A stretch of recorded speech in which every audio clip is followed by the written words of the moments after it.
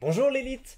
Nous sommes le mercredi 23 mars 2022. Un nouveau soleil se lève sur notre beau pays et aujourd'hui j'ai le plaisir de vous retrouver pour parler à la fois du Puy du Fou et de Nota Bene le vasectomisé. Voilà, quel plaisir à chaque fois qu'on parle de lui. On rappelle dans l'historiographie, n'est-ce pas, qu'il a quand même pu se reproduire 3 fois avant de mettre fin à ses couilles, ce qui n'est pas rien. Voilà.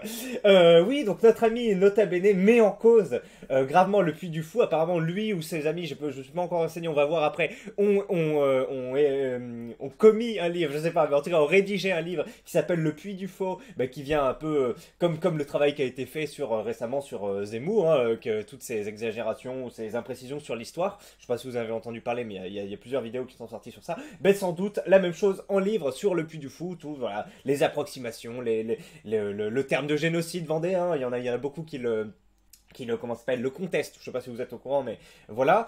Donc ça va être chouette. Je vous ai préparé quelques éléments aussi sur la famille derrière le Puy du Fou. Qu'est-ce que c'est? Peut-être que vous savez pas ce que c'est. Vous en avez entendu parler. Mais moi, monsieur, j'y suis allé 3 fois. J'ai pris une photo là-bas avec ma femme déguisée en chevalier. Et oui, je vais vous la montrer, bien sûr. Donc, je vais pouvoir vous présenter un peu les différents thèmes du parc et globalement de quoi je m'en souviens de mon passage là-bas. Puis, bien sûr, on va voir un peu quelques éléments apportés par Nota Bene, des discussions du forum. Il nous reste quoi? 49 minutes pour faire le tour de tout ça. Je pense qu'on est bien embarqué dans une bonne vidéo. Ah oui, et puis bien sûr, j'ai pas encore cliqué sur le lien, mais écoutez juste ça.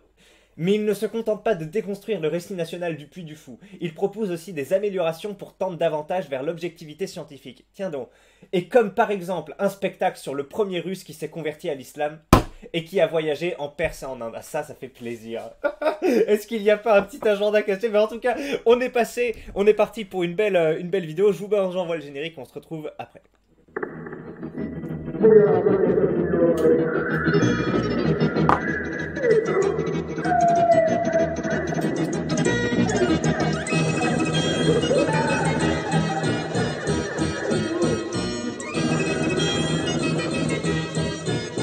Un forum normaux avec des gens normaux.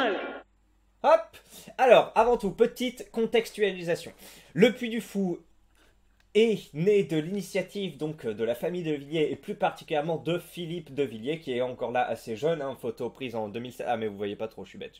Voilà, photo prise en 2007. Voilà, donc c'est un homme politique de Vendée, hein, qui défend les racines chrétiennes de la France et s'oppose à une islamisation qui affecte le pays. Voilà, grosso modo dit par Wikipédia. Je sais pas comment il a réussi à financer son Puy du Fou. Il a dû, je sais pas, est-ce que c'était un projet de la ville ou est-ce que c'est un truc personnel? Écoutez, j'en sais pas plus. J'ai l'impression que c'est une initiative plutôt municipale. Enfin, c'est pas vraiment le terme, mais vous voyez, genre mise en place par la commune ou le département ou que sais-je, vous voyez, c'est pas un truc privé, mais vous pouvez me contredire sur ce point si vous avez plus d'éléments. C'est vrai que j'ai parcouru un peu les pages Wikipédia, vous avez vu qu'elle est super longue la sienne, et que j'ai pas trop trouvé l'info, donc n'hésitez pas à dire, et pareil, si je dis des conneries ou des exagérations ou autres, reprenez-moi, il y a pas mal de gens qui lisent des commentaires, c'est toujours sympa. Donc voilà, Philippe de Villiers, qui est notamment connu, moi j'en ai pas mal entendu parler dans les années, je sais pas, il y a 5-6 ans, parce que apparemment dans sa famille il y a un des fils qui a porté plainte et qui a sorti un livre pour parler de viol, de viol je crois, ou d'autres trucs, enfin si ça s'apparente à du viol, voyons voir si on fait ça. Voilà, Laurent de Villiers aurait porté plainte contre son frère aîné Guillaume, mais il y a un non-lieu qui est rendu le 17 décembre par la cour d'appel de Versailles. Après, la cour de cassation a annulé cette décision l'année suivante.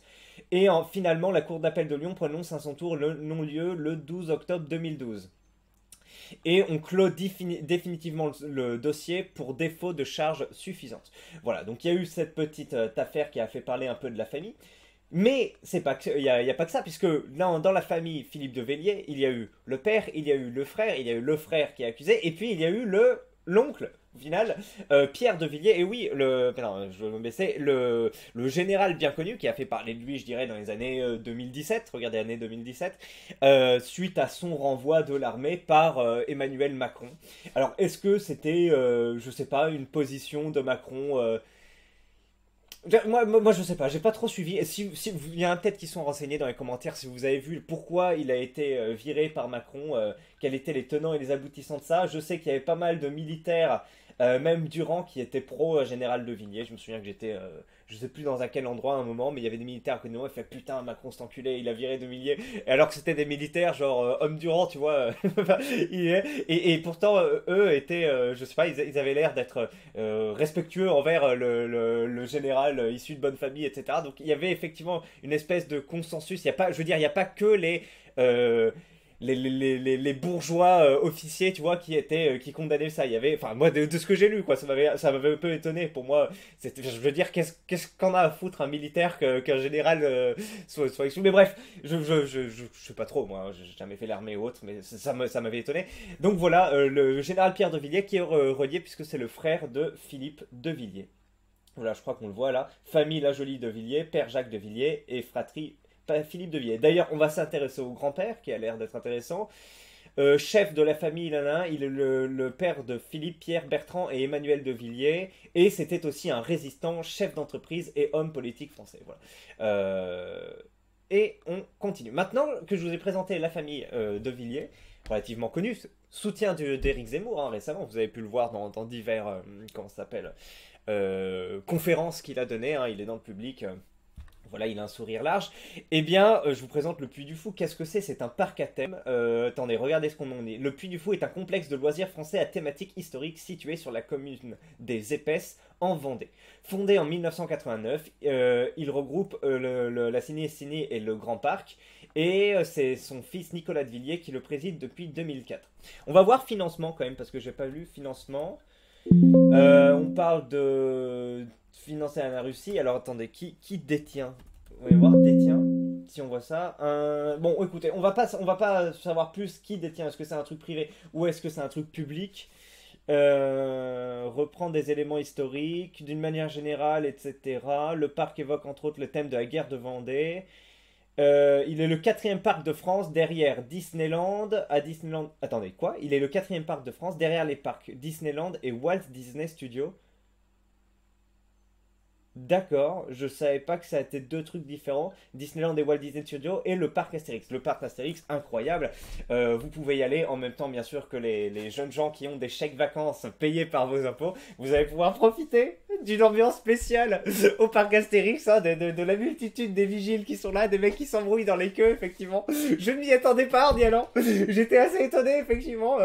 On a Oh, bref, mais oui, le parc Astérix peut être assez rigolo. Disneyland a fait le choix de ne pas prendre les chèques vacances, je crois, c'est ce qu'on m'a raconté, et du coup, il y a effectivement une population plus familiale, dirons-nous, voilà, différente de celle du parc d'Astérix. On avait pu voir des bandes de jeunes présentant un profil particulier s'affronter, n'est-ce pas, autour d'une des attractions, enfin, bref. Le Puy du Fou, pareil, hein. Je pense qu'ils ne prennent pas le chèque vacances, ou en tout cas, même s'ils le prenaient, ce serait peut-être pas les mêmes populations du bassin parisien qui viendraient, vu que c'est situé ici, qui viendraient apporter un peu, enrichir culturellement ce parc de loisirs. Mais voilà, effectivement, j'ai oublié. J'étais aux toilettes, je sais pas comment, je me suis blessé, j'ai fait tomber le téléphone de ma femme que je portais à l'époque, enfin que j'avais ce jour-là dans les toilettes, et après ben, je m'en suis rendu compte 10 minutes plus tard, merde, je suis retourné à cet endroit-là, donc c'était l'un des espaces de restauration, et quand je suis arrivé, il était plus dans la toilette, mince, je suis allé voir à l'espace de restauration, je fais mince, j'ai oublié mon portable, il est rose, voilà, et enfin voilà, et il l'avait retrouvé, donc quelqu'un avait trouvé le portable, l'avait ramené à l'espace de restauration, c'était sympathique. Voilà, souvenir agréable du Puy du Fou en plus des autres. Maintenant, je vais vous présenter un peu les spectacles qu'il y a. Donc, vous avez compris, c'est un parc qui va mettre en scène différentes ambiances historiques autour du Moyen-Âge, des Vikings. Bon, après, c'est un peu le Moyen-Âge, mais bon, Moyen-Âge français, Vikings, des mousquetaires, de la Rome antique avec les gladiateurs, tout ça. Et je crois que c'est un peu tout. Enfin, il y a déjà pas mal de trucs. Après, le Moyen Âge, c'est grand. Il y a diverses époques. Et du coup, il y a déjà des petits villages à visiter où vous pouvez acheter des trucs, mais même que visiter, c'est sympa. Chacun des villages a son ambiance, hein. Il y a des animaux, les spectacles avec des animaux, donc des chevaux, maintenant il y a même des autruches et des dromadaires, je crois. Mais il y a toujours eu des oiseaux, hein, des faucons, des trucs comme ça qui sont lâchés. Il y en a même qui sont lâchés par un dirigeable, je crois. Je sais plus, ou par une montgolfière. Ça me dit quelque chose. Les trucs viennent de la montgolfière. Donc il y a plein d'oiseaux. Moi, quand j'étais petit, je suis allé 3 fois, hein, comme je vous ai dit. Une fois quand j'étais petit, une fois quand j'étais ado, et une fois quand j'étais adulte. Là, il y a 2 ans ou 3 ans, je crois. C'était à chaque fois chouette. Et oui, il y a eu des évolutions. En fait, on voit sur ce petit tableau mis en place par Wikipédia, c'est assez incroyable, que depuis les années 80-89 qui a été créé, il n'y avait pas beaucoup de trucs qui existaient en 89. Hein. Et puis après, ils ont mis le grand spectacle de la fauconnerie, le village du 18e siècle, attends, 18e? Ouais, XV, ouais, c'est ça, 18e siècle. Au début, il n'y avait pas grand-chose, et puis le truc, ça a grandi petit à petit, petit à petit, petit à petit, avec des spectacles qui sont renouvelés. Au départ, c'était la fête de la chevalerie, puis la bataille du donjon, puis le secret de la lance, par exemple, pour voilà, près du château Renaissance, nous disons. Oui, c'est le fameux château qui change, je crois. D'un côté, il est à l'époque château fort, puis après l'époque Renaissance. Si ma mémoire est bonne. Là, c'est passé du grand spectacle de la fauconnerie au bal des oiseaux fantômes. Ça, c'est le dernier panache qui est apparu en 2016, je crois, effectivement, qui parle beaucoup justement du génocide vendéen, si vous acceptez le terme. Et voilà, donc je vous fais un petit tour des spectacles. Le bal des oiseaux fantômes, c'est incroyable. Il y a des oiseaux qui arrivent. Une meuf qui se réveille dans une tour, puis après, t'as divers oiseaux. Donc les rapaces qui peuvent fendre l'air comme ça super vite. Et t'as même un oiseau qui vient d'Australie ou d'Afrique, je crois, d'Afrique plutôt, qui peut danser plus ou moins et buter des serpents. Donc bref, c'est assez incroyable. Le secret de la lance, c'est une meuf. Ah oui, alors tout est assez anglais, très catholique. Traditionnel, hein. Enfin traditionnel, j'en sais rien, mais en tout cas histoire chrétienne, effectivement. Le secret de la lance, je crois que c'est une meuf qui récupère une lance donnée par Jeanne d'Arc qui arrive à foutre les Anglais dehors. Les Vikings, je crois que ça parle de l'invasion viking et à la fin le mec se convertit. Merde, mais je vais pas vous divulgacher, excusez-moi. Pardon.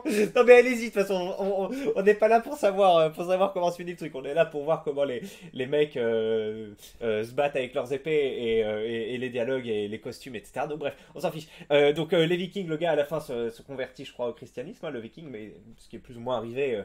Vous le savez, hein, dans le film Beowulf, on le voit, au début les mecs, c'est des païens, je sais pas quoi, et à la fin ils ont fait la transition assez vite, ouais, en quelques générations de païens à chrétiens. Je sais pas pourquoi ça a eu autant, sans déconner, autant ça a suscité autant d'engouement chez nos amis vikings. Parce que voilà, ça pourrait être intéressant de voir pourquoi les vikings sont autant convertis et aussi rapidement au christianisme. Ensuite, les mousquetaires de Richelieu. Alors là, je crois qu'il n'y a pas de sous-texte chrétien, mais c'est super bien parce qu'il y a de très belles chorégraphies avec des épées, des fleurons, je crois que ça s'appelle, ou enfin bref, vous voyez les épées, des rapières, voilà, des nouvelles épées. Puis là, ils font vraiment pas mal de cabrioles, etc. Je crois qu'à la fin, il y en a qui dansent le flamenco. Et il y a aussi des chevaux qui dansent des danses espagnoles un peu. C'est assez incroyable, très, très bien. Le dernier panache, c'est le nouveau spectacle donc sur la guerre de Vendée, où le panache, je crois, du coup, c'est le nom de la plume qu'on met sur le chapeau. Et du coup, comme le mec porte sa plume et qu'à la fin il meurt, le chapeau tombe. Il y a un truc comme ça. Et oui, c'est pas mal. Et c'est un nouveau type de spectacle où en gros, t'es comme un énorme cinéma. Et du coup, il y a plus d'effets de lumière par rapport aux anciens, du changement de décor par rapport aux anciens trucs. Et ça se voit, ouais, c'est le plus récent, celui qui date de 2016. Et le vieil étang, les noces de feu, ça je sais plus trop. Je crois que c'est le soir que ça arrive. Mais oui, bah en gros, il y a un étang. Et quand la nuit tombe, ils font des spectacles avec des gens qui sont sur l'étang et des flammes, grosso modo. C'est vraiment pas mal. Après, il y a divers villages où, bah, comme je vous ai dit, je crois on peut acheter des biens de consommation, mais pas, ou de biens de loisirs, j'en sais rien. Bref, mais c'est pas tous, je crois, qui vendent des trucs. Il y en a aussi avec un forgeron qui forge, voilà, et puis tu peux apprendre. Il y en a un qui fait des calligraphies. Ah oui, si, c'est ça. On peut acheter des trucs, mais c'est des trucs à l'ancienne. C'est pas, tu sais, genre boutiquier basique, n'est-ce pas? C'est pas comme à Disney où t'achètes des peluches. Je crois qu'il y a un petit truc comme ça, mais la majorité des trucs, c'est quand même des vrais artisans, enfin qui travaillent un peu à l'ancienne, et t'as pas une ambiance avec du plastique, etc. T'as quelques trucs à acheter. C'est vrai que ça m'aimait bien plu quand j'étais allé là. Je crois que j'ai acheté une calligraphie aussi, un petit poème, voilà, que j'ai laissé dans mon ancienne chambre. Mais oui, c'était assez joli. Et puis tu peux acheter des épées forgées en métal, etc. C'est assez sympa. Donc il y a le village du XVIIIe siècle, la cité médiévale, le fort de l'an 1000 et le bourg 1900. Ah oui, le bourg 1900, oui, oui là-bas tu peux prendre des photos en noir et blanc, c'est pas mal aussi. Ok, et après donc tu as des walkthroughs, je sais pas trop ce que c'est. Ah oui, des walkthroughs, ça veut dire en gros des spectacles qui restent toujours animés. C'est pas des spectacles comme les autres où tu as 4 représentations par jour ou 2 représentations par jour. J'ai oublié de parler des gladiateurs d'ailleurs. Le grand spectacle, bal des oiseaux fantômes, nocturne, les vikings, signe du triomphe. Ah ben oui, c'est ça. Le stadium gallo-romain, au début c'était les gladiateurs, maintenant c'est le signe du triomphe, et ça parle pareil des premiers chrétiens à Rome qui se faisaient persécuter, puis qui se retrouvaient, les mecs ils les chopaient, ils les envoyaient, enfin c'est dans le narratif du truc, mais ça a dû arriver j'imagine. Dans le narratif du Puy du Fou, les mecs chopaient les chrétiens et les envoyaient se battre contre des lions ou que sais-je. Voilà, peut-être que Nota Bene va nous démonter tout ça. Donc oui, pas mal aussi ce spectacle. C'était mon préféré quand j'étais enfant, je me souviens, j'adorais. Et donc, oui, après les walkthroughs, donc ce sont des spectacles qui n'ont pas lieu 2-3 fois par jour, voilà, ça dure une demi-heure ou 45 minutes, mais des spectacles qui ont lieu toute la journée et vous pouvez effectivement marcher et marcher dans cette exposition et du coup les voir. Donc il y a Les Amoureux de Verdun. Effectivement, ils ont mis un nouveau truc, c'est nouveau ça, c'était pas quand j'étais petit. Ouais, 2015-2016, voilà, ça parle de la Première Guerre mondiale. Le Premier Royaume, je sais plus ce que c'est. Le mystère de la Pérouse. Ah oui, ça c'est le bateau, je crois. Il y a un truc sur un bateau maintenant avec des effets d'eau, que ça tangue, etc. C'est vraiment pas mal aussi, et c'est assez récent. Mais le premier... Ah mais putain, le premier royaume, c'est vrai, ça parle de Clovis, oui, oui, à un moment il parle de Clovis.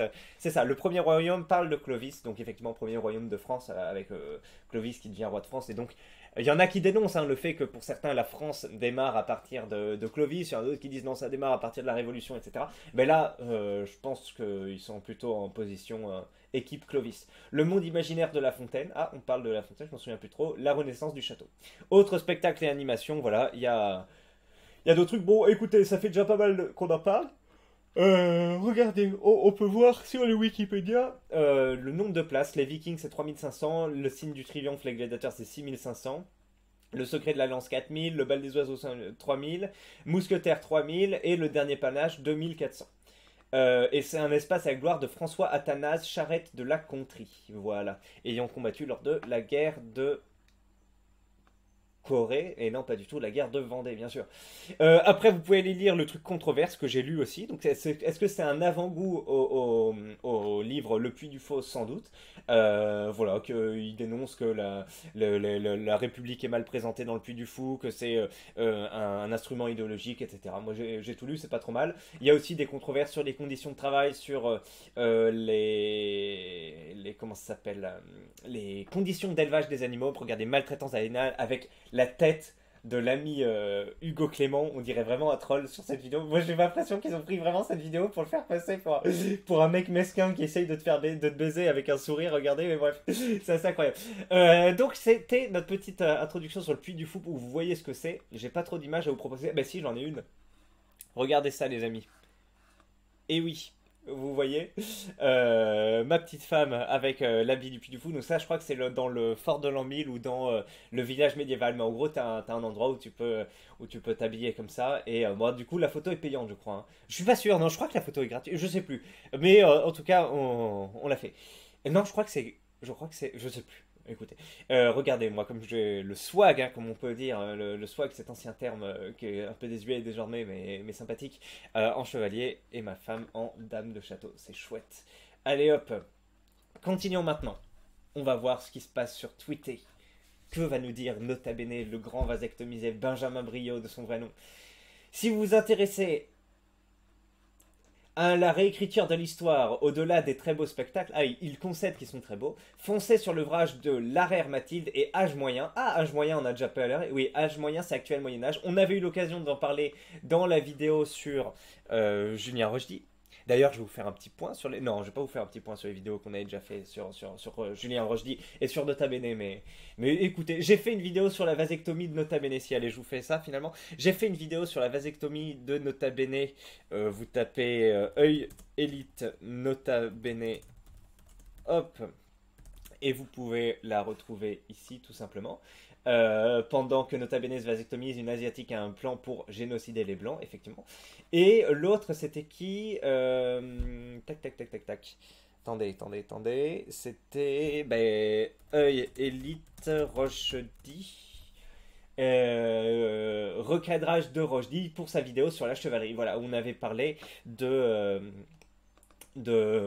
âge moyen. Voilà, qui était assez étonnant. Je crois que c'est quelqu'un qui a écrit un article pour Slate, déjà un média très connoté, pour dire oui, à l'époque du Moyen-Âge, Mamoudou Gassama, là, le mec qui avait sauvé un enfant en escaladant, enfin sauvé, je sais pas. Bref, il avait en tout cas escaladé un immeuble pour aller prendre un enfant et le faire redescendre en sécurité. Je crois qu'il y avait un incendie, je sais plus si c'était passé en 2018. Il dit il aurait été converti ce chevalier. Donc bref, c'est quand même quelqu'un qui est très orienté, hein, je sais pas, à la fois très fort en Moyen-Âge et à la fois très sans frontiériste, ou je sais pas, en tout cas en sens immigration, tout ça. Donc oui, ça donne un cocktail un peu détonnant, et effectivement, il aime bien aller au clash avec des personnes qui vont parler de droite, qui vont parler d'histoire. Voilà. Vrai, faux, réécriture ou pas, perso je ne suis pas historien et je ne peux que constater que les historiens entre eux ne sont même pas d'accord. Ça c'est vrai, mais un peu comme partout. En effet, les historiens ne sont pas d'accord sur certains sujets et il y a débat, ce qui est une bonne chose. Néanmoins, il y a des consensus et quand il y a débat, celui-ci est clair, assumé et sourcé. Pour le grand public, c'est ô combien difficile de s'y retrouver. Effectivement, ça demande un temps et une ressource incroyable de voir ce qui est vrai, ce qui est admis comme comment ça s'appelle, consensus historique. Et puis, je suis même sûr, enfin, je suis pas sûr, mais ça m'étonnerait pas qu'il y ait des consensus historiques qui étaient après coup déconsensusés, hein, comme on peut le dire, à voir, mais ça m'étonnerait pas. Le slogan du Puy du Fou est aujourd'hui les émotions sont éternelles et la communication du fils de Villiers est de plus en plus là-dessus. Émotion, légende, romance. L'histoire n'est qu'un prétexte au grand spectacle et le fils l'assume. Ce n'est pas le cas du père. Tiens, on a des échanges intéressants. Assez décevant que vous partagiez ceci. J'apprécie énormément le travail que vous faites sur YouTube, mais ici c'est de l'idéologie. Tu découvres vraiment qu'il est politisé à l'extrême gauche. Oui, c'est vrai. Assez étonnant que des gens en 2022 découvrent que Benjamin Briot, le grand vasectomisé, soit d'extrême gauche, tout simplement, c'est bien dit. Quel beau collabo ethno-masochiste avons-nous là l'eunuque du Frankistan, la dimitude incarnée. Assez incroyable. Alors, qu'est-ce qu'on dit? Ça pourrait bien servir de teaser au livre aussi. C'est commandé pour ma part. Bien hâte de vous lire, professeur Larère. Avec De Villiers, un réactionnaire passifou, donc une vidéo de Blast, le souffle de l'info, qui requiert désormais au service des mercenaires idéologiques. Bon, depuis le début. Usul et son pote, je sais plus, il s'appelle Host Politique, putain, c'est vrai. Dans la vidéo de Papacito, il dit regardez-moi cette gourmande, ses yeux, etc. C'est vrai que c'est... Il a un regard particulier. Mais bref, non, je sais plus comment il s'appelle. Le faire-valoir d'usure, on va dire. Ils ont fait une vidéo sur De Villiers. Bah écoutez, ça pourrait être intéressant. Moi, je l'ai pas vu, mais vu qu'on ouvre le sujet et que si vous voulez voir une vidéo particulièrement anglais, hein, on imagine bien que Usul, qui va traiter de quelqu'un qui parle d'histoire et qui de renaissance européenne, enfin je sais pas trop, mais en tout cas qui est pro Zemmour, bon on t'imagine bien que va y avoir, ça va être, des coups vont être tirés dans cette vidéo, donc ça peut être intéressant. Continuons. Rappelons que le Puy du Fou subventionne des assos comme Le Jeune, anti-IVG, tout ça. Pourquoi il faut toujours taper sur quelque chose qui est français? La réalité est que vous détestez la France. Ok. Rassurez-moi, le parc Astérix c'est approuvé. Fatigue. Ah, actuel Moyen-Âge, regardez. Fatigué. Il ne s'agit pas d'approuver ou de désapprouver. On n'est pas des censeurs. Il s'agit d'analyser, avec esprit critique, des discours sur et autour de l'histoire. Très bien. Le pédigré du gauche d'une bourgeoise éduquée me laisse sans voix. Et là, du coup, c'est la professeure Larère, d'accord. Agrégation d'histoire, etc. Bon, très bien. Je suis allé au puits et j'ai ragé tout au long tant l'histoire est réécrite. Et c'est sans compter le marteau-thérapie sur le christianisme.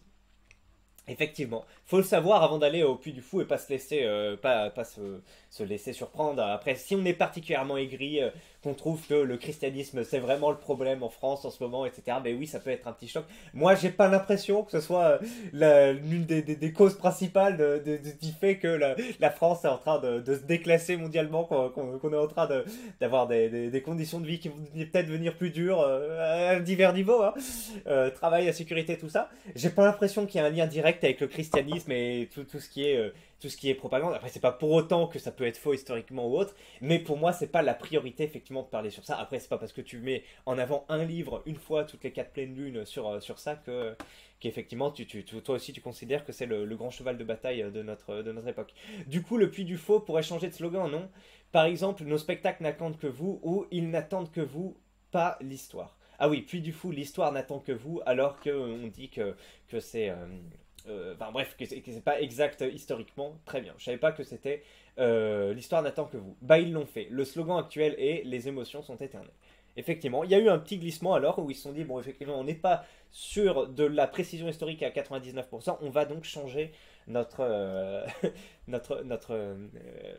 dicton, comment se dit, c'est slogan, voilà. Pourtant, la communication se fait aussi sur l'histoire et l'authenticité. Il n'y a pas de précaution pour expliquer ce qui se trouve au Puy du Faux et une interprétation de l'histoire. Capture d'écran du site du Puy. Voyons voir un peu. Il y a des mondes et des époques que l'on croyait à jamais disparu. Ah, pardon, excusez-moi, j'ai des images de l'INA et du changement de population. Et directement, je me dis, mais oui, mais bien sûr. Là, j'imite, il pensait, vous savez, dans sa vidéo sur le, comment ça s'appelle, le truc de JDG sur Harry Potter, voilà. Donc bref, il y a des mondes et des époques qu'on croyait à jamais disparu. Rien que cette petite phrase m'a fait un petit nostalgique. Oui, c'est vrai, la France des vidéos INA où des enfants de 10 ans parlaient mieux que moi. Où elle est, putain. Bon bref. Pourtant, la forêt centenaire du Puy du Fou est devenue leur refuge et l'histoire continue. Venez percer le mystère de ce lieu hors du temps et vivez une expérience inoubliable chargée en émotions fortes et un grand spectacle. Ouais, l'histoire continue, bon d'accord, oui, bon d'accord, bon c'est des Twitteriens qui se branlent parce qu'on emploie le mot histoire. En 2 spectacles, traversez une fois de plus les portes de l'histoire en pénétrant dans l'enceinte fortifiée de la cité médiévale.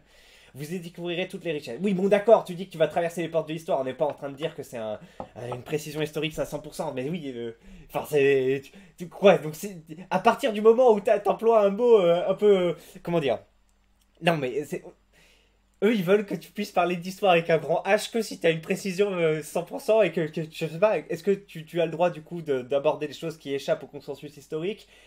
Ah ouais, c'est un peu étonnant, mais non, non, là c'est censure. Tu peux plus utiliser le mot histoire si y a t'as quelques mecs qui font un bouquin pour critiquer, c'est pas possible. Non. Surtout, ne pas faire de la France un grand pays. Vite, sabrons ce parc mondialement reconnu. Vite, dénonçant ce récit qui présente la France sous sa meilleure lumière. Allons regarder toutes les merdes qui nous culpabilisent et nous salissent, au nom de l'objectivité, évidemment. Si pour qu'il soit grand, ce pays, il faut l'enjoliver avec des mensonges, c'est qu'il n'est pas bien beau. Ou j'ai mal compris. Oui, bon d'accord, alors je comprends, je comprends un peu ce qui se passe, mais par rapport à ce qu'on présente aux enfants, par rapport à l'image qu'on a besoin de cultiver pour être un peu fier de nous et pas s'expatrier ou autre, oui, bah, à un moment tu dois un peu cultiver, tu dois un peu enjoliver la réalité. C'est comme un couple, c'est comme tout. À un moment tu peux pas tout dépeindre sous une lumière grise, factuelle, neutre, etc. Il y a un peu comment dire, c'est quoi le terme que je cherche? Je sais plus, mais d'habillage que tu dois mettre autour, oui, effectivement, pour rendre le truc un peu sexy. Et oui, sinon, qu'est-ce qu'on continue? Est-ce qu'on continue la politique depuis les années 80? Enfin, moi, je suis pas trop renseigné sur tout ce qu'il y a eu, mais où, effectivement, on remet de plus en plus en cause, on remet de plus en plus en cause les exactions, enfin bref, tout ce qui a été causé par la France, juifs, colonisation, etc. On glorifie un peu les populations extérieures, les autres ethnies, enfin bref, et on se retrouve avec effectivement le fameux creuset républicain de l'époque dont parle Jean Messia, qui servait de modèle d'intégration aux gens qui viennent et qui grosso modo faisait en sorte que des gens changent leur prénom ou autre quand ils viennent en France. Et du coup, il y avait quand même une France. France, ça voulait dire quelque chose. Et tu venais là et je sais pas, t'étais un peu fier quoi de ce pays et tu t'intégrais et tu foutais moins le bordel, etc. Et est-ce que c'est mieux ce qu'on a depuis 40 ans où du coup les enfants grandissent dans le ressentiment, disent qu'ils sont avant tout algériens ou je sais pas quoi, mais vont pas vivre là-bas, mais bref. Je sais pas, moi, y a plusieurs, y a plusieurs faisceaux en fait qui sont pas à prendre indépendamment. Et à un moment, si tu vois qu'on se dirige vraiment sur la mauvaise pente et que l'objectivité historique fait que ça participe peut-être un peu, bah moi j'ai pas tout analysé, mais j'aurais tendance à voir de mon point de vue que oui, cette objectivité historique, cette neutralité, tout ça, ça participe à une critique qui est récupérée par des gens qui n'aimeront jamais la France. Et du coup, ça fait que bah, globalement le pays ça fait, c'est peut-être qu'il y a oui, il y a moins de respect des institutions, moins de respect du peuple français, et sale français peut devenir une insulte, etc. Et les Français même acceptent l'insulte parce qu'on n'a plus de virilité, on se défend plus, ça c'est une chose avec le contrat social qui passe, notre société qui externalise la violence, qui la sous-traite à la police, au CPE quand on est à l'école, etc. Donc il y a ça d'un côté, et puis même le fait que même sale français, c'est même plus une insulte parce que ouais, oui, on s'en fout, c'est la culture française, j'en ai rien à foutre, ben oui, mais c'est peut-être un problème, non? Parce que pourquoi on a plus rien à foutre? Donc il y a tout un sujet qui s'ouvre avec ça. Alors oui, mais effectivement, dans un tweet, dire pour qu'il soit grand ce pays, il faut l'enjoliver avec des mensonges, ça passe bien, c'est un joli tweet, et c'est relativement vrai, mais le sujet est complexe. L'histoire n'était un ensemble de mensonges sur lesquels nous sommes tous d'accord, disait Napoléon. Le Puy du Fou est aussi objectif que vous l'êtes. Il ne met simplement pas en avant la même lecture historique et les mêmes événements. D'accord, oui, bon, on est dans un relativisme absolu, hein, je crois. J'ai pas l'impression que en général, quand il y a relativisme absolu, ça pue la merde. Mais bon, continuons. Sauf qu'il y a une différence. Respecter la méthodologie historique malgré son idéologie vaut 100 fois plus qu'un parc à fantasmes idéologiques sans aucune valeur de recherche. Alors, pourquoi est-ce qu'il dit vaut? Pourquoi est-ce qu'on parle de valeur? Est-ce que respecter la méthodologie historique, ça fait rêver des enfants qui ont un beau moment et qui sont joyeux? Bref, est-ce que ça apporte de l'emploi à des gens, etc. Sans doute, oui, les historiens, mais derrière, qu'est-ce que tu crées comme valeur? Est-ce que tu fais déplacer des gens, etc. Attendez, mais qu'est-ce que je parle? Oui, non, mais est-ce qu'on est en train de comparer un parc avec l'étude de l'histoire? Oui, mais c'est pas moi qui me suis mis dans ce débat, c'est lui qui parle de valeur. Non, bref, c'est votre opinion. En l'objet, est-ce que le parc ne se prétend pas institut de recherche historique? Oui, le parc ne se présente pas dans... C'est pour ça que c'est un peu bizarre de comparer les deux. Mais parc de divertissement à base historique, et vous lui intentez de faux procès. N'allez pas au parc Astérix pour parfaire votre connaissance des Gaulois. C'est vrai que... autant les Gaulois que l'architecture ou la culture gauloise n'est pas mise au pinacle sur le parc Astérix, mais il y a de très belles attractions. C'est couillu de votre part. Quel enculé. Je mets un j'aime. C'est vrai que maintenant je peux mettre des j'aime et je peux retweeter que j'ai un compte Twitter, c'est incroyable. N'importe quoi. Cet énergumène fait même des vidéos pour promouvoir la castration. Vous n'avez pas saisi le sens de mon propos. Effectivement. Bon, je pense que ce petit jeu de mots me met en joie. Je pense que vous aussi ça vous a fait marrer derrière votre écran. Enquête de républicains de gauche militant sur un parc de loisirs qui déforment leur vision de l'histoire. Plus honnête, non? Parce que lui, il disait quoi, effectivement? Alors, voyons voir. Enquête sur un parc qui réforme l'histoire. Ah oui, non, pardon, qui déforme l'histoire. Oui, j'avais pas vu. Le Puy du Faux, enquête sur un parc qui déforme l'histoire. Oui, on pourrait rajouter un parc de loisirs pour éviter de se dire est-ce qu'on n'est pas en train de comparer des pommes et des bananes? Est-ce qu'on n'est pas en train d'attaquer autant qu'une petite guérite défendue par des mecs avec des couteaux, tu vois. Bon bref, PTDR, le Puy du Fou est un parc à thème. On sait qu'il y a de la réécriture. C'est quoi la prochaine étape? Faire un livre sur Disneyland Paris et nous prouver que les éléphants ne peuvent pas voler avec les oreilles et que les souris ne savent pas quoi. Alors, comparaison n'est pas raison, effectivement. On voit bien que je pense pas que Disneyland se positionne sur utilise le mot histoire ou etc.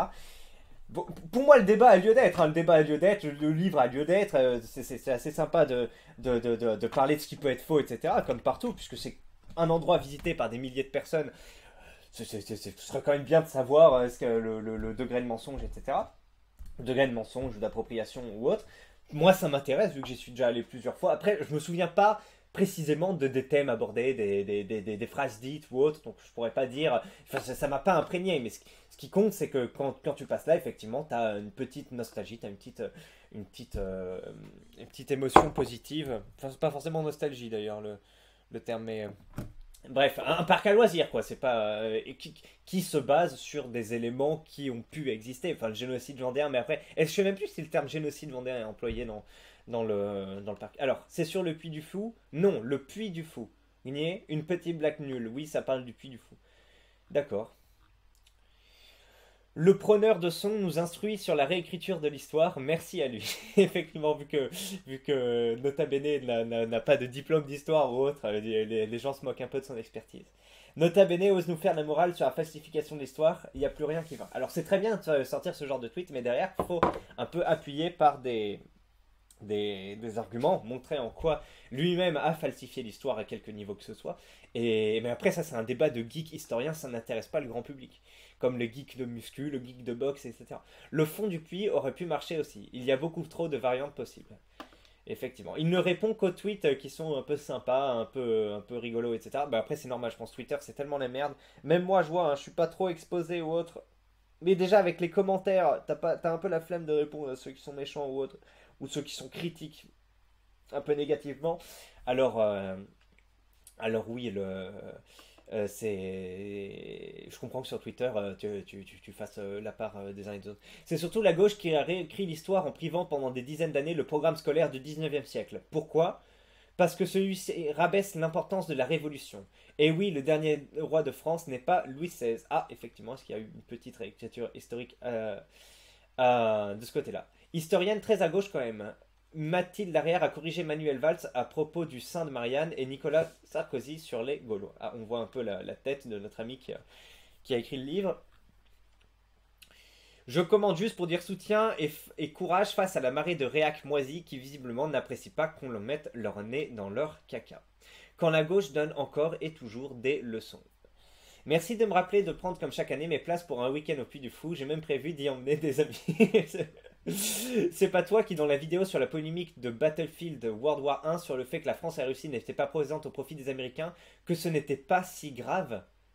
Ah d'accord, je savais pas qu'il avait fait ça, effectivement, que la France et la Russie n'étaient pas présentes au profit des Américains. Après, la Première Guerre mondiale, ne pas mettre la France dans les trucs, c'est quand même un peu étonnant. Au profit des Américains. Bah après, si c'est un jeu qui se. Tu sais, c'est le cahier des charges. Si c'est un jeu qui se concentre sur l'offensive américaine au moment de la Première Guerre mondiale, ouais. Mais d'accord. Bon, bah après, c'est des trucs de geek d'historien. Ça m'intéresse pas, mais bref. Pourquoi je fais une vidéo dessus alors? Ben oui, pourquoi? Mais attendez, on va voir un peu ce qu'en dit le forum. Ça tombe bien, j'ai grande envie de visiter le Puy du Fou. Merci. En revanche, ce livre idéologique ne m'inspire guère. Relayer un bouquin de Mathilde Larère sur la réécriture de l'histoire. C'est une blague, c'est de la spécialiste en la matière. Ah bon? Apparemment. Mais écoutez, c'est pas mal, il y a pas mal de petites piques lancées comme ça, falsification, etc. Mais on n'est pas sur des éléments appuyés par des arguments concrets, des trucs sourcés. Mais on peut les croire. Allez. Maintenant, on lit ce que nous dit Simon de Jarec. Je ne connais pas cette personne, français qui va être là dans encore 1000 ans. Donc c'est signé, mais pas mal. Alors, imagine un parc d'attractions qui rend les gens fiers et heureux d'être français. Vrr, l'horreur, quasiment le nazisme. J'ai lu une interview de ces gens. Et dans le Puy du Fou, ils proposeraient une attraction sur le premier russe qui s'est converti à l'islam. Fin de la blague. Donc là, on nous met le truc de Benjamin Briot. Ensuite, elle revendique une approche politisée de l'histoire en indiquant: on ne raconte pas des choses fausses parce qu'il y a une approche politisée. À partir du moment où on est solide scientifiquement et qu'on ne trahit pas les sources, moi, j'affiche la couleur. Donc elle dit: ok, c'est ok d'être de gauche tant qu'on est solide scientifiquement, mais elle revendique quand même d'être très, très, très, très anglais, quoi. À la fin du livre, vous vous amusez à imaginer des spectacles qui colleraient davantage à l'histoire. Peut-on envisager un contre-Puy du Fou? Le problème, c'est qu'un contre-Puy du Fou, ça s'appuierait sur quoi? Sur votre vision de la France, enfin, votre vision de l'histoire ou de la France.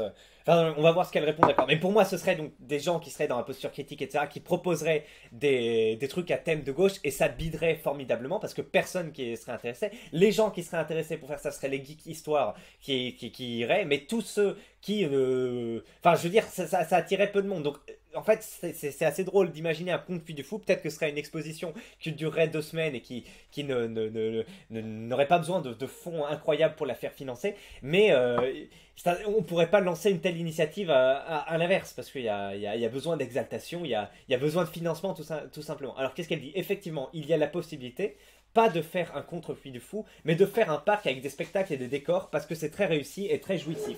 Mais un parc qui transmette des connaissances scientifiquement établies et qui permette de comprendre les sociétés du passé et les régimes du passé, qui ne soit pas au service d'une lecture à la fois erronée politiquement et orientée vers le passé.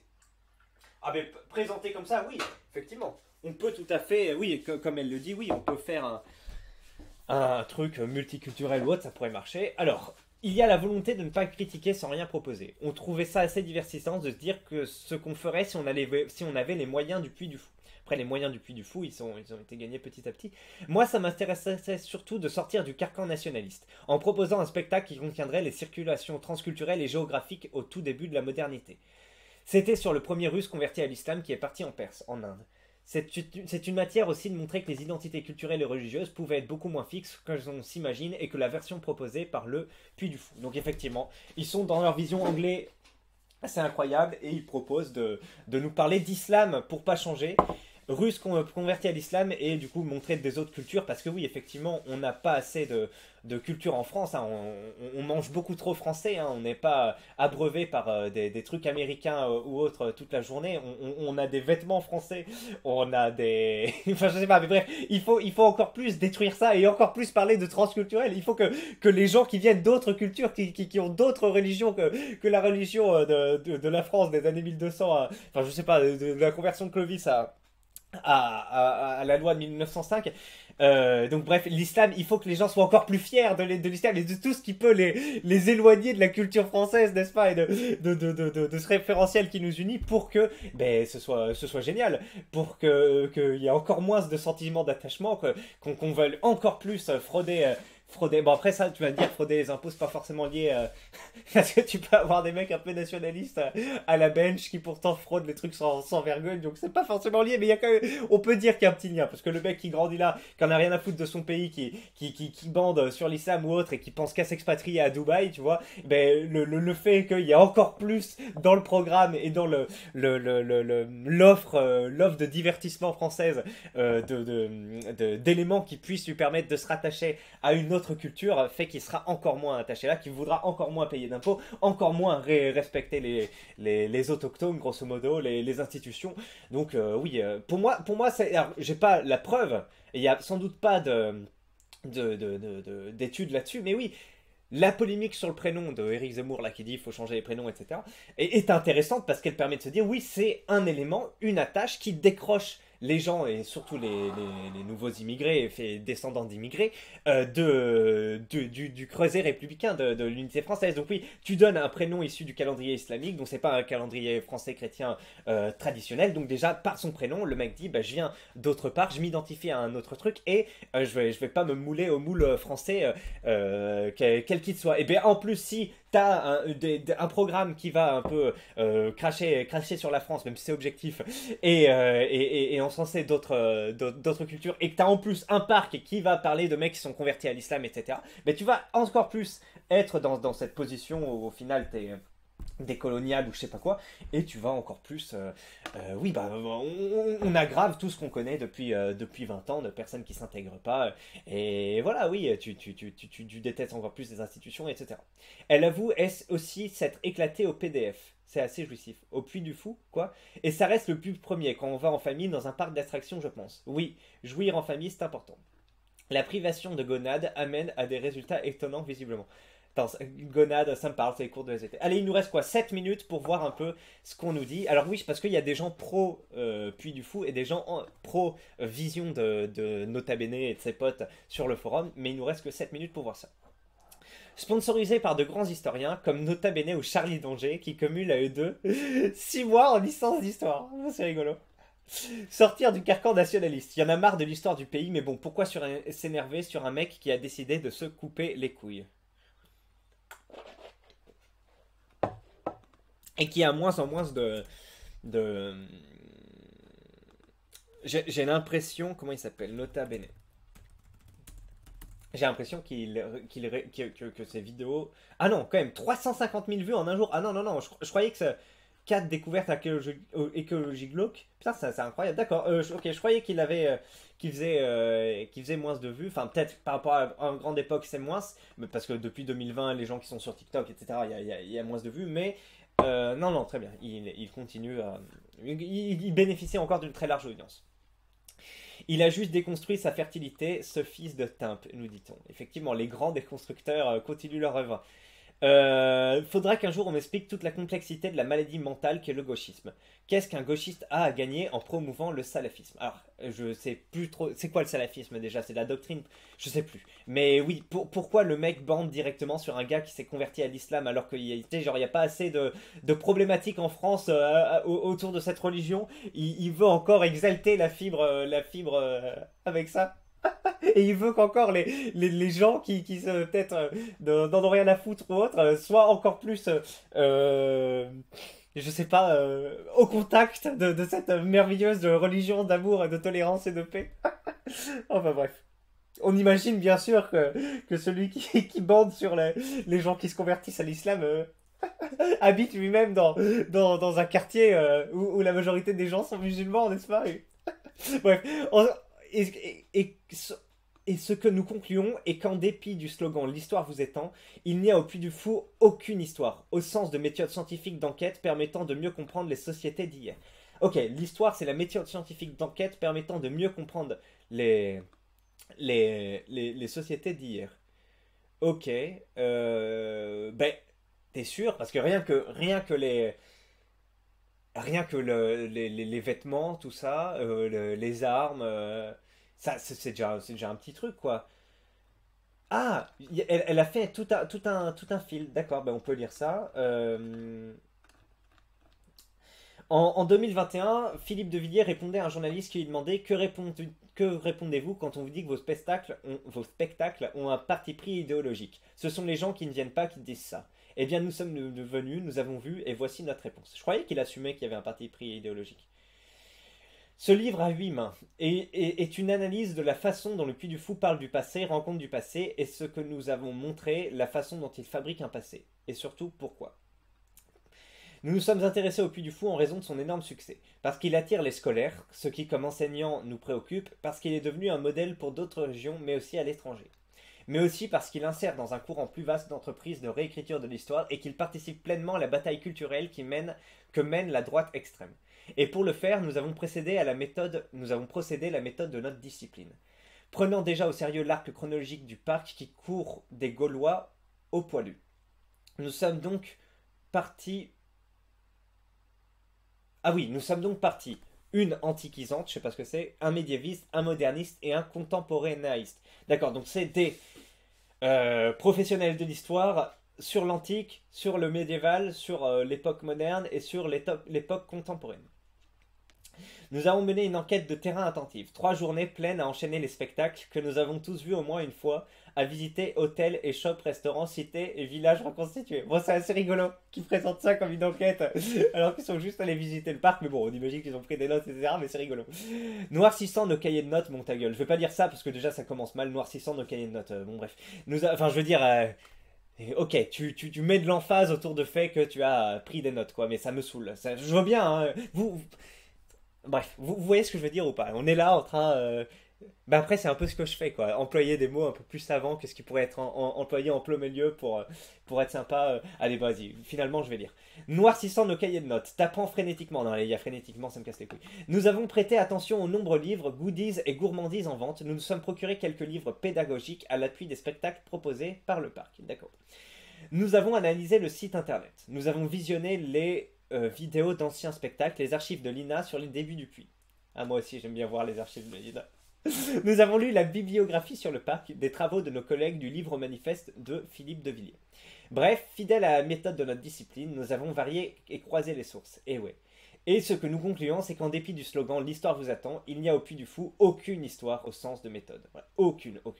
Il y a du stadium aux tranchées reconstituées de 14-18, un discours aristocratique, des spectacles au menu des restaurants, monarchiques, anti-universalistes, anti-républicains. Un discours qui valorise l'ordre contre l'esprit critique, la hiérarchie contre l'égalité. Un discours qui fait de l'étranger le danger, masque les tensions sociales et les dominations de genre. Ah oui, avec le truc des Anglais et des Vikings. Si vous en voulez en savoir plus... Attends, quoi? Et les dominations de genre? Oh. Si vous voulez en savoir plus, c'est en librairie le 24 mars. Bon, je ne pense pas que ce sera dans les librairies du parc. Dommage. Ah, c'est drôle. Merci aux arènes de nous avoir fait confiance. On est bien d'accord que votre opinion de sachant, arrogant, peu nous chaud. Quand vous serez capable de créer une entreprise qui génère autant d'emplois en province, nous n'en reparlerons. Alors c'est vrai qu'il y a le côté création d'emplois hors du bassin parisien qui est intéressant, mais ne comparons pas les torchons et les serviettes, ne comparons pas une initiative qui a peut-être été financée à base de fonds publics, j'en sais pas, avec des historiens dont c'est pas le rôle. Mais ouais. D'ailleurs, est-ce que c'est le rôle d'un politique de se lancer dans ces initiatives? Je sais pas, mais en tout cas, je pense que c'est bien. Je pense que c'est bien. PT dehors, t'es au courant qu'au Puy du Fou, les 2 tiers des gens ils sont bénévoles? Ah, je savais pas. Plus précisément, ils sont dans l'école du Puy du Fou et travaillent gratuitement dans l'espoir d'avoir un vrai poste. D'accord, donc ça c'est controversé. Grâce à l'action conjuguée de 4000 bénévoles, les 31 soirs de Cinécénie. Oui, mais après, les Cinécénies, c'est un peu spécial, hein, parce que moi, je connais des Vendéens qui sont très fiers de participer au Cinécénie. Bon, après, ça doit être chiant. Les 31 soirs, il y en a 31, mais ils sont contents de participer à ça, et c'est un peu la fierté, quoi. Donc, il n'y a pas que des bénévoles qui espèrent avoir un boulot plus tard. Si on parle des Cinécénies, en tout cas, c'est un truc que le soir, c'est un peu un truc sympa qu'ils font. Par contre, les 2200 employés permanents, ben là, faudrait voir la proportion de mecs. Donc ça m'a l'air un peu faux ce qu'il a dit. En dépit du nom évasion fiscale qui est intéressant, j'aurais pas tendance à dire que les gens qui travaillent, que tu vois la journée, etc., sont la majorité des bénévoles. Parce que la cinécénie, est-ce que ça fait vraiment partie du Puy du Fou? Pour moi, c'est un peu à considérer à côté, tu vois. Pour info, cinécénie qui a lieu 26 fois le soir par an, c'est des bénévoles. Grand parc du Puy du Fou, chaque jour pendant la moitié de l'année, ce sont des salariés. Voilà, faut bien faire une distinction. La plupart des bénévoles de la Cinécénie sont des habitants du canton des Herbiers et ont un métier à côté. Voilà, faut bien prendre en compte que c'est. Enfin, il n'y a pas une problématique sociale derrière, telle qu'on pourrait l'entendre en termes de euh, rapport de force du travail. Pour y avoir été, alors oui, c'est un parc magnifique, les spectacles qui sont impressionnants, mais la lecture qui y est faite de l'histoire est extrêmement partiale et orientée. Alors qu'à la fac, la lecture et de l'histoire est extrêmement partiale et orientée, mais on s'emmerde prodigieusement. Dans votre trade non plus, je ne vois aucune méthode scientifique permettant d'étayer vos propos. De l'argument d'autorité. Vous seriez un minimum resserrier, vous sauriez que le Puy du Fou a d'abord vocation à raconter des histoires en s'inspirant comme support de l'histoire de la Vendée, mais ne s'est jamais autoproclamé référence historique, mais bon, c'est pas vendeur. Quelqu'un qui dit on s'en fout, voilà. Ça y est, l'historien et l'idéologue a parlé. Par contre, quand Philippe de Villiers s'affichait avec Macron, il était génial. Pauvre science. Alors ça, je suis pas sûr qu'elle soit déjà particulièrement pro-Macron. Idées progressistes, pro-migration, pro-en remplacement, pro-communisme, et j'en passe tous les jours à la télé, dans chaque film qui sort, cool. Un seul parc avec une idée et un fond nationaliste, qui est juste super cool, pas bien du tout, méchant nazi. Oui, c'est vrai, il y en a trop. Moi, c'est une blague que j'aime bien faire avec ma femme ou autre quand on se balade et tu sais qu'il y a un drapeau français à une maison ou plus généralement à une mairie ou autre. Mais putain, on est entouré par les nazis, j'en ai marre. Et ils disent quoi? Mais là, le drapeau français, ah d'accord. Bon, ça fait rire personne, mais ça me fait marrer. Je fais cette blague de temps en temps, voilà. Bon, non, j'ai dû la faire 3 fois, hein. Croyez pas que je boucle là-dessus comme un aliéné. Les gauchistes sont vos ennemis. Ils vous nuiront jusqu'à votre mort et quand vous serez mort, ils viendront souiller votre cadavre. Ils salueront tout ce que vous aimez parce qu'ils vous détestent. Ils feront tout ça avec votre argent, avec les impôts. Pour vous remercier de travailler pour eux, ils vous crachent dessus, vous salissent, conspirent avec vos ennemis. J'espère que c'est bien clair. Évidemment, tout est faux, mais le premier russe converti à l'islam en Vendée, ça c'est vrai et très crédible. Ah d'accord, ça s'est passé en Vendée, pour ça qu'ils veulent en faire un truc. D'accord, oh, putain, je voyais pas le rapport avec le Schmilblick, mais finalement il y en a. Il faut absolument en parler. Il est tombé de son lit en disant un matin rala rala en frottant son zilet contre le sol. Et pourquoi ne pas parler du premier Sergue converti au bouddhisme en Corse pendant qu'on y est? Ah mais ça s'est passé en Vendée. J'ai de l'affection pour le Puy du Fou, c'est une belle entreprise et un parc unique en France. Ceci dit, faut avouer qu'historiquement, c'est du grand n'importe quoi. Les Vikings présentés comme des démons orques à cornes dans un spectacle qui n'a pas changé d'un pouce depuis l'ouverture du parc, toujours dans l'objectif de présenter le catholicisme comme un rempart à la barbarie, c'est franchement ridicule quoi. D'un point de vue équitatif, faut avouer que c'est quand même navrant. Des gosses vont voir ça et se faire une vision complètement fantasmée de l'histoire, avec des gentils et des méchants, les gentils étant toujours les mêmes et les méchants toujours les mêmes.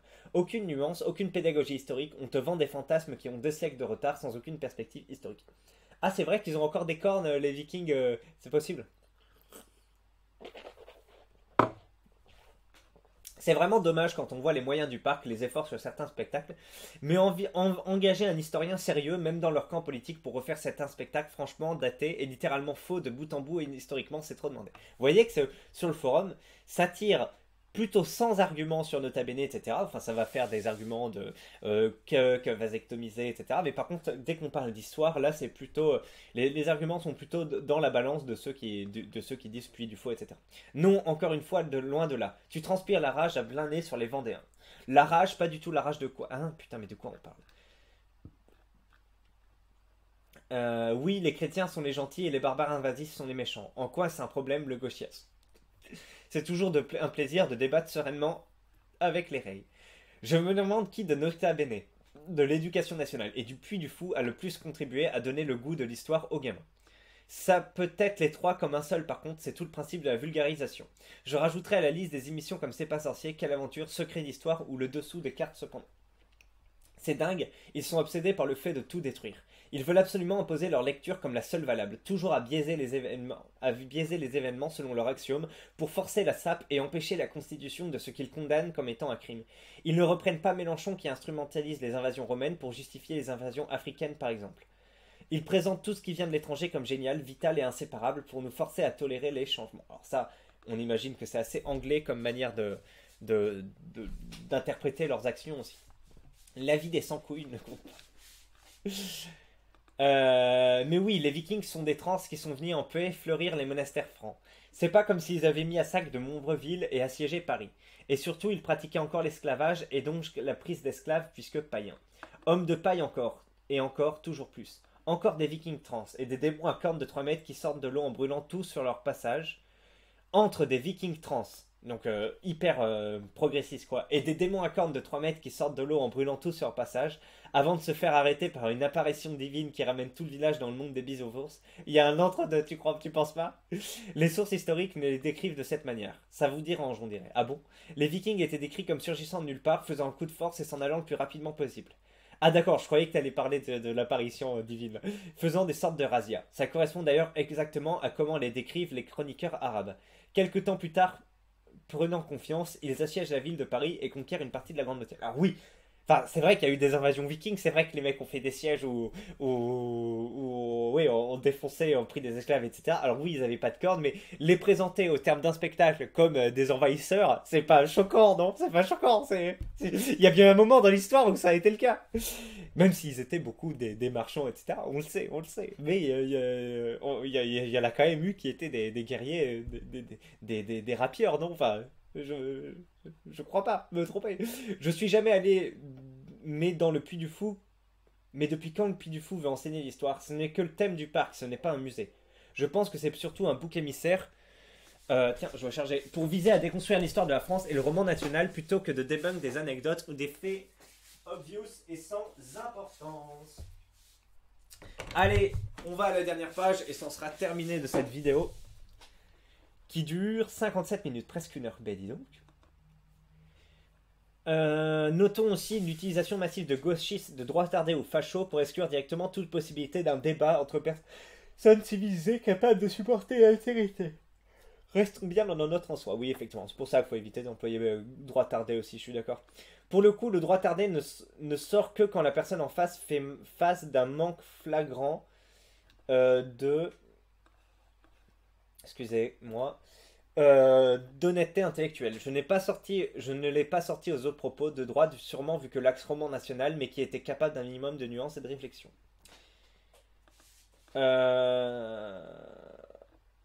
Bon, bah écoutez, on en a terminé. Attends, voyons voir. Faut ouvrir des trucs.